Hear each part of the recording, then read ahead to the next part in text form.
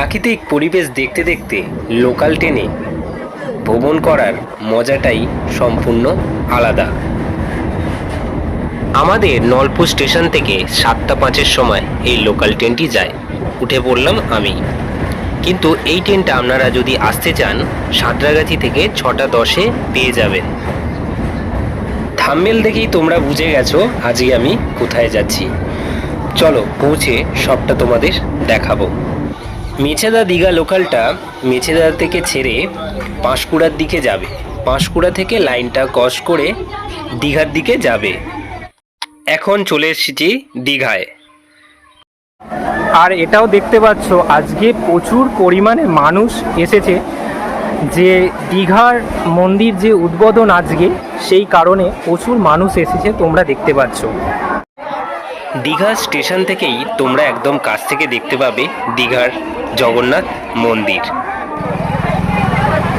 অন্য সময় এলে এখানে দেখতে পাবে অনেক টোটোওয়ালারা রয়েছে, তোমাদের দীঘা যাওয়ার জন্য অনেকভাবে রিকোয়েস্ট করবে, কিন্তু আজ নেই, যেহেতু দীঘার এই জগন্নাথ মন্দিরের উদ্বোধন, সেই জন্য আজকে কোনো দেখতেই পাচ্ছ সেরকমভাবে টোটো নেই, আজকে পুরোরকমভাবে চলছে না বললেই চলে। এই যে ফুটওয়ে যে আছে সেখান দিয়েই সবাই যাতায়াত করছে দীঘার জগন্নাথ মন্দিরে যাওয়ার জন্য। এটা দেখো কি সুন্দর রেলের কোচের যে রেস্টুরেন্ট করা হয়েছে, খুব সুন্দরভাবে সাজানো হয়েছে, দেখেই বোঝা যাচ্ছে। একদম কাছ থেকে কিছুটা দেখিয়ে নিলাম, ভেতরে যাচ্ছি না। চলো সামনের দিকে এবারে এগোনো যাক। রাস্তাটা এতটাই সুন্দরভাবে করেছে যে দেখে ভালো লাগছে, আর সবাই এখান থেকে মোটামুটি যাচ্ছে, কিন্তু আমি যাবো না, দেখে ভালো লাগছে। এই জায়গাটা নোংরা করার কোনো ইচ্ছা নেই, তাই এই ফুটওয়ে যে রয়েছে এখান দিয়ে যাচ্ছে। দেখতেই পাচ্ছ তোমরা কি সুন্দর এখানে বলভদ্র, সুভদ্রা এবং জগন্নাথ দেবের যে মূর্তি, কি সুন্দর লাইটিংয়ের সিস্টেম এখানে করা আছে। রাত্রে দেখতে দারুণ লাগবে, আর এলইডি স্ক্রিনে পুরো মন্দিরটা দেখানো রয়েছে, তো খুবই দেখতে ভালো লাগছে। ওটা দূর থেকে দেখিয়ে নিচ্ছি, দেখো দেখতে কত সুন্দর লাগছে। মন্দিরের কাছে খুব সুন্দর একটা ছোট্ট পার্কের মতো একদম রূপ দেওয়ার চেষ্টা করা হয়েছে, যেটা দেখে সত্যি ভালো লাগছে। সামনেই দেখতে পাচ্ছ মন্দির, এবং আরও সামনে আমি নিয়ে যাব, ততক্ষণ সঙ্গে থাকো তোমরা। সমুদ্রের কাছেই রয়েছে এই মন্দিরের মূল প্রবেশদ্বার। এই প্রবেশদ্বারটা কত সুন্দর সেটা তোমরা দেখতেই পাচ্ছ চোখের সামনে। রাজস্থানে বংশী পাহাড়ের বেলে পাথর কেটেই এই প্রবেশদ্বার তৈরি এবং মন্দিরও তৈরি করা হয়েছে। ইতিমধ্যে এসে উপস্থিত হয়েছেন উদ্বোধনী অনুষ্ঠানের বিভিন্ন মিউজিশিয়ানরা। একদম সমুদ্রের কাছ থেকে এটা হচ্ছে মূল ফটক, যেখান দিয়ে মন্দিরের কাছে আপনারা প্রবেশ করতে পারবেন।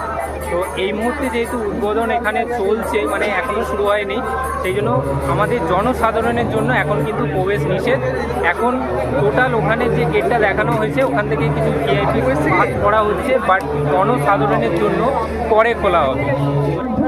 মূল প্রবেশদ্বার দিয়ে চলে এসেছি ভেতরের দিকে, কিন্তু এখনো মন্দিরের সামনে যাওয়ার সুযোগটা হয়নি, কারণ এখনো উদ্বোধন অনুষ্ঠান চলছে।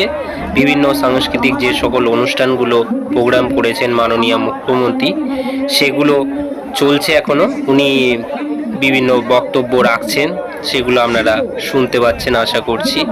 এবং ভিড়টা দেখুন কত মানুষ।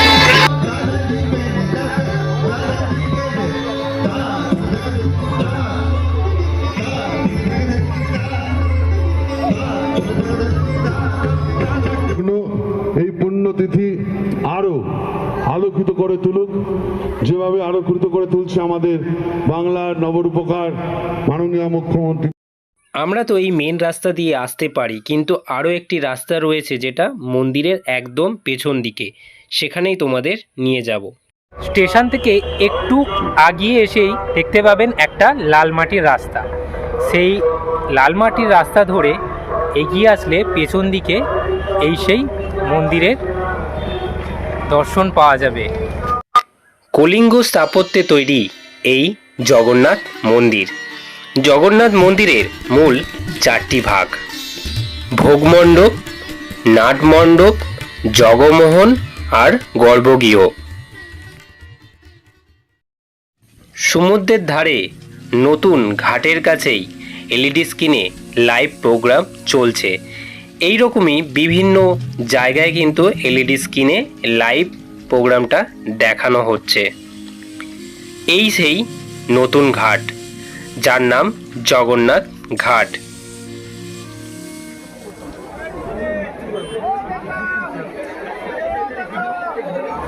ও সোহমদা, হাই করে দাও।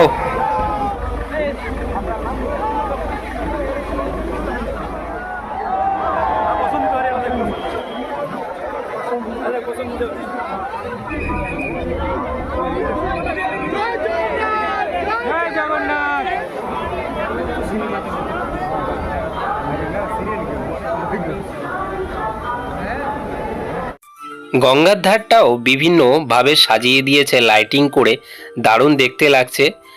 আর এখানে একজন কৃষ্ণ সেজে ঘুরে বেড়াচ্ছেন। এখানে দৃশ্যটা কিন্তু রাতের বেলায় পুরো অন্যরকম, দারুণ লাইটিং রয়েছে, দেখতেই পাচ্ছ, খুব দেখতে ভালো লাগবে। কিন্তু আজকের ব্লগটা এই পর্যন্ত, আবার দেখা হবে পরবর্তী কোনো ব্লগে। ততদিন ভালো থাকবে, সুস্থ থাকবে, নিজের খেয়াল অবশ্যই রাখবে। টাটা।